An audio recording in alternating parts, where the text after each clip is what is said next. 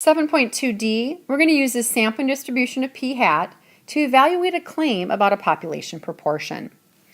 So in this one, we're just going to look at one example. And it says here, the superintendent of a large school district wants to know what proportion of middle school students in her district are planning to attend a four-year college. Suppose 80% of all middle school students in her district are planning to attend a four-year college or university.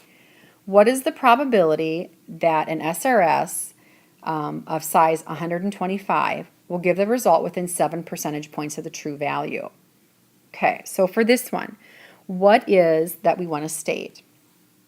What we want to state is this. We want to find the probability that the proportion of middle school students who plan to attend a four-year college or university falls between, we're going 7 percentage points, remember, of 80, so we're going to go below 7 and above 7.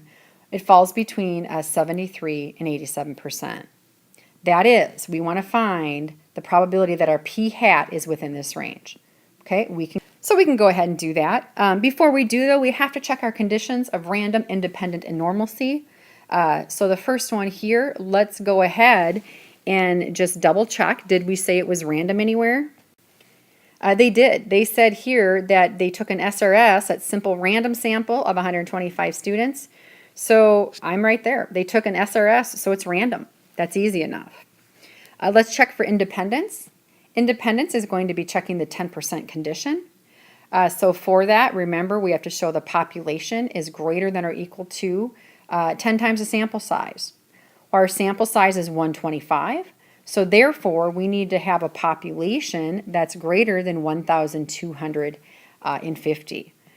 We can assume in this case, we're going to come back and actually say that, a large school, so we're going to assume the population of the middle school is at least that. We're covered. And because of that, we are going to say that it's independent. Because it's independence, that actually does allow us to compute the standard deviation of our sampling proportion, which is going to be 0.034. Okay, now let's check for normalcy. Is it approximately normal? The test for approximately normal, remember, is n times p. N here is 125. Probability of success is 0.8. So we have 100 is greater than or equal to 10. Looks great. Let's check the other side of it. N times 1 minus p. In this case, if you check it, we're going to get 25 is greater than or equal to 10. We got it. So based on that, we know it's approximately normal, and we've met this requirement. Now, we can kind of confirm what are our parameters of interest for the mean and standard deviation. We have the standard deviation here. Remember the mean for this scenario to find the mean.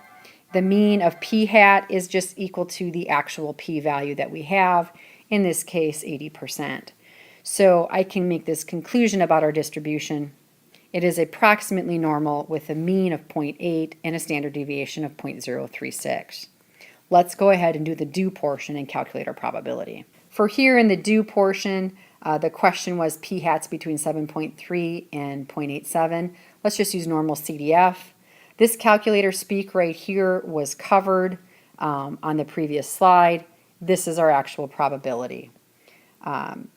So if I didn't have this stated anywhere, I would want to make sure it's stated here. Again, I did not have to state it here. This is just being duplicated. Let's wrap it up and make a conclusion. What can we conclude? About 95% of all SRSs of size 125 will give a sample proportion within 7 percentage points of the true proportion of middle school students who are planning to attend a four-year college or university. In context, this is a mouthful, but this is really the true population that we're actually looking at, so you have to clarify it accordingly.